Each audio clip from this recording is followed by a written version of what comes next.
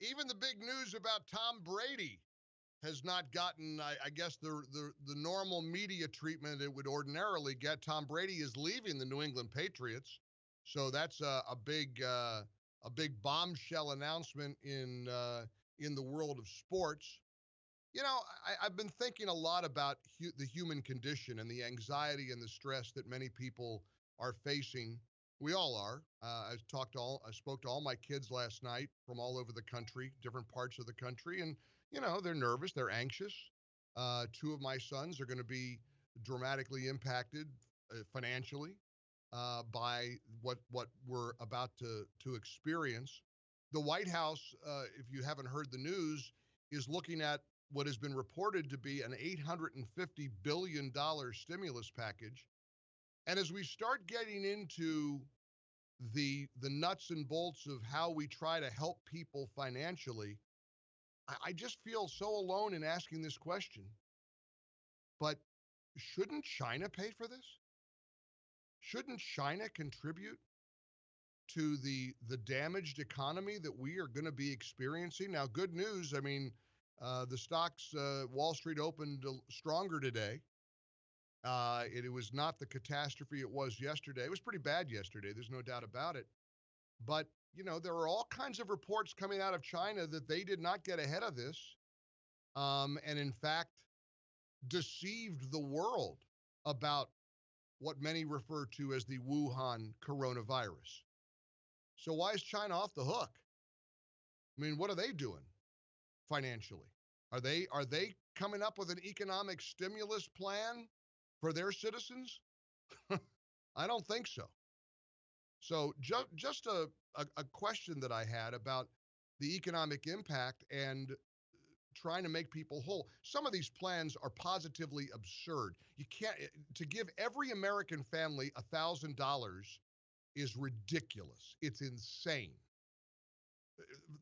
Not for the least of which, not every family needs $1,000 to get through coronavirus.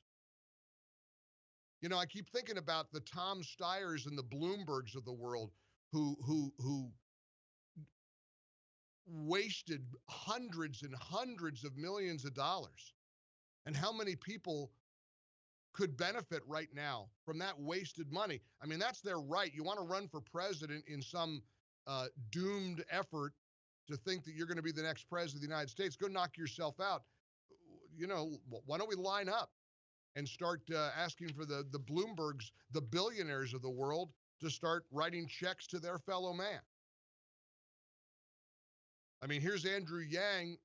A lot of people liked him. One of the failed Democrat candidates, Mr. Math, cut number 10. Here he was yesterday saying on CNN that Mitt Romney is right to try to allocate $1,000 to every American. Senators like Mitt Romney are recommending dramatic solutions like putting $1,000 into the hands of every American adult immediately, because that's exactly the right move. And that's going to help support demand and help millions of American families actually weather this crisis that could stretch on for months. Listen, I'm not trying to pick political fights with people right now, because we are facing a national emergency. We are looking at a few weeks of or months of real pain. But honest to goodness, does that make sense to you to put $1,000 into the hands of every single American? Are you kidding? We're just going to write checks from the Treasury for $1,000 for every American. There are plenty of us who don't need a $1,000 check. I'll certainly give mine to somebody who does. I guess a lot of us who are, in decent shape and aren't going to lose our income over the next few months should make that pledge or that commitment. I mean, come on. This is a socialist's dream. You try to make everybody whole. You're not going to make everybody whole. One of the first things that a friend of mine said, who makes about $30,000 a year and probably is going to lose his job? Well, $1,000, that doesn't even pay my rent. Now, to many, $1,000 will help. There's no question. But when we start talking about the government, the federal government, writing checks of $1,000 to every single American, I mean, sure, we're all going to be facing some degree of discomfort. We're changing our lives. We're in a new normal, but that doesn't fix everything. And for many of us, it doesn't change a thing. 1-800-655-MIKE, 800-655-6453. I don't doubt that we're going to be facing a tough economic period. Even the president yesterday, cut number 6 from the White House, said we may be looking at a recession. We hope not. Depends on if we do get ahead of the curve and if we do drive these exposures down, we could be okay. Check out cut number 6 here from Fox News. Is the U.S. economy heading into a recession? Well, it may be. We're not thinking in terms of recession. We're thinking in terms of the virus. Once we stop, I think there's a tremendous pent-up demand, both in terms of the stock market and in terms of the economy.